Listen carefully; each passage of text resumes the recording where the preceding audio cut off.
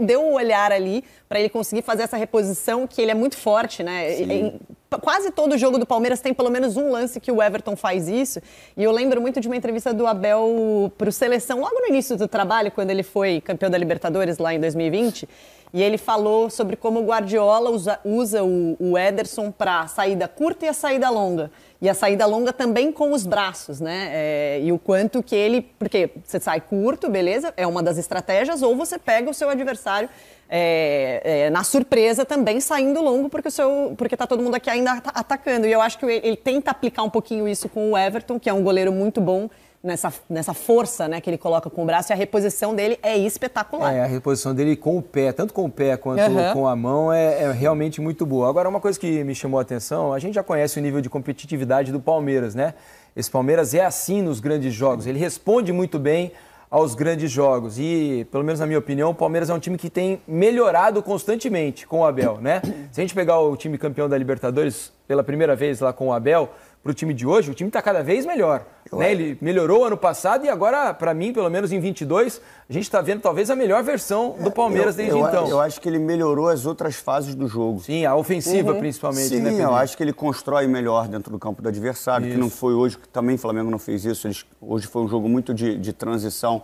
Mas assim, ele usa melhor as outras fases. Ele tinha potencializado muito essa questão dos contra-ataques. Defender e contra-ataque. E a gente já vê o Palmeiras muitas vezes amassando seus adversários. Mas o meu ponto é o seguinte, eu queria falar, eu estava falando disso do Palmeiras, para falar também da evolução do Flamengo. Sim. Porque o Paulo Souza, até tempos atrás, estava sendo muito criticado, que ele estava inventando demais, trocando jogadores de posição. O Gabigol dá uma entrevista muito boa hoje no final do jogo, falando, ele usou o Campeonato Carioca para fazer testes, colocar, experimentar jogadores em outras posições e agora o time está se encorpando.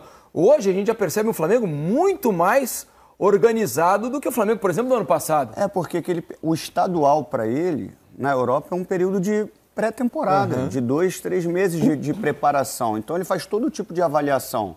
Eu acho que ele perdeu algum tempo com certas funções para alguns atletas, que eu acho que isso poderia até ter um respaldo da direção técnica do Flamengo. Cara, o Everton ali...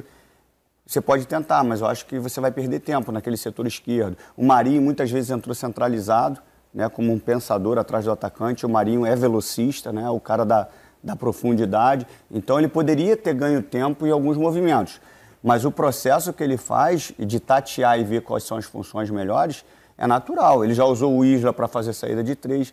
Eu acho que a discussão, o Diniz, ela é vazia porque às vezes falta compreensão do que está entendendo. Eu conversando com a Renata lá dentro, a saída de 3, às vezes, rotulada por 3 zagueiros, não é. São 3 jogadores que vão exercer um tipo de função. Às vezes um volante, às vezes um lateral. Sim, eu posso botar 3 atacantes para fazer uma saída de 3 lá atrás. Se eu quiser, eu boto 3, porque é a função, não é posição. Sim. Eu vejo futebol dessa forma, com ocupação de espaço e função. Então eu posso botar 10 atacantes e os 10 atacantes terem funções defensivas. E o meu time não vai ser ofensivo. Mas a evolução, eu acho que o principal ajuste que ele fez, além de colocar o Everton no setor certo, né, foi a questão da pressão na bola, de uma marcação mais forte, de uma de pressão pós-perda mais ajustada, de um time mais compacto nos setores. Mas Essa foi a grande evolução. Você não acha que isso também, não necessariamente ele não pedia isso antes, mas eu vejo essa execução mais coordenada agora. Então, pega o exemplo do que aconteceu na final do Carioca, várias cenas, vários momentos em que o Fluminense tocava passes rápidos e que se falou, né? O Fluminense colocou o Flamengo na roda. Porque a marcação estava chegando sempre atrasada, Sempre atrasada. Nunca tinha pressão no portador da bola. Era muita facilidade ali para trocar passes. Quem viu o jogo de hoje contra o Palmeiras não teve em nenhum momento tranquilidade para trocar passes. Né? Inclusive, uma jogada que sempre acontece com o Palmeiras nessa temporada é o Dudu se associando com o Veiga pelo lado direito. Hoje, raramente foram os momentos em que eles tiveram um mínimo espaço. Não conseguiam se conectar. Exatamente, não conseguiu se conectar. O próprio Marcos Rocha, que ajuda na construção do jogo do Palmeiras, na saída de 3, também, toda hora, tinha gente chegando para pressioná-lo. Então, eu acho que a postura do Flamengo sem a bola, para mim, é a grande diferença que começou lá no segundo jogo da Libertadores E a gente tem visto, e acho que contra o São Paulo foi muito nítido, né? Tanto é que nos primeiros 5, 10 minutos contra o São Paulo, 5 minutos, acho, o Jandrei já tinha feito 2 defesas espetaculares de desarmes que o Flamengo fez no campo de ataque. E hoje é a mesma coisa, teve muita dificuldade o Palmeiras de jogar quando tinha a bola, porque o Flamengo impunha essa dificuldade de pressão que antes a gente não via. Eu queria que vocês falassem também, né? E aliás, você que está em casa aí nos acompanhando, por meio da hashtag Troca de Passes, você pode mandar a sua mensagem. Estou lendo as mensagens de vocês aqui. À medida que o programa vai passando, a gente vai tentando ler. Hoje é um programa bem corrido, porque foram muitos jogos, mas vale a pena a gente dar uma olhada. Então pode mandar a sua mensagem aqui por meio da hashtag Troca de Passes.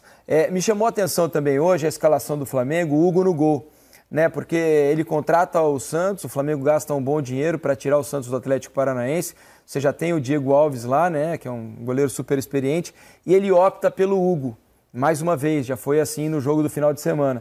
Você acha uma situação normal, Pedro? Cara, tem muito feeling aí do dia a dia, né? Ele pode estar percebendo uma evolução no Hugo. Eu acho que o rótulo que o Hugo tomou com a saída dos pés, na minha concepção, é um rótulo completamente equivocado, até porque eu conheço pessoas que conhecem o Hugo e sei que o Hugo joga futevôlei, e o futevôlei que você joga, um dos fundamentos mais importantes é a utilização dos pés. Ele joga bem com os pés. E o erro que ele cometeu naquele jogo lá atrás com o São Paulo não foi um erro técnico, foi um erro de tomada de decisão. Foi um erro de tomada de decisão, muito porque não criaram uma linha de passe, não recuaram a bola que era para recuar no lugar certo. Ele se apresentou porque foi instruído desde pequeno que o goleiro não pode receber a bola atrasada na direção do gol. Então ele sai do gol para criar uma linha de passe fora do gol, só que ele vem para o lado para onde está a pressão.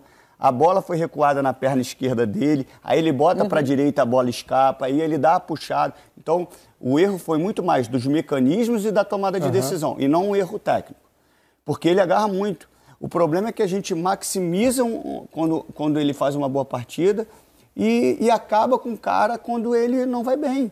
Ele surgiu naquele jogo contra o Palmeiras e a gente falou que ele era o novo Dida. Sim. E de uma hora para outra não serve mais. E eu acho que ele é um excelente goleiro. Entendo.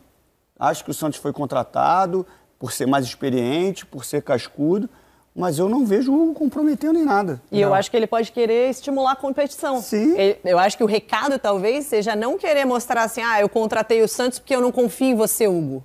Mas sim para estimular, assim, eu tenho você e agora eu tenho outro goleiro e eu quero que vocês estejam numa competição saudável para querer jogar, para quem vai... Eu acho que isso, inclusive, estimula muito a evolução do Hugo, que é um goleiro ainda jovem. E que nesses jogos aí que você mencionou, Pedrinho, tanto o do Palmeiras quanto o jogo que ele atuou contra o São Paulo, foi numa certa pressão, porque o Flamengo estava sem o Diego Alves, né, que estava lesionado. Então foi uma situação assim, o cara acabou de vir da base, o César não estava jogando, eu não lembro, no lance da Covid, o César acho que não estava disponível.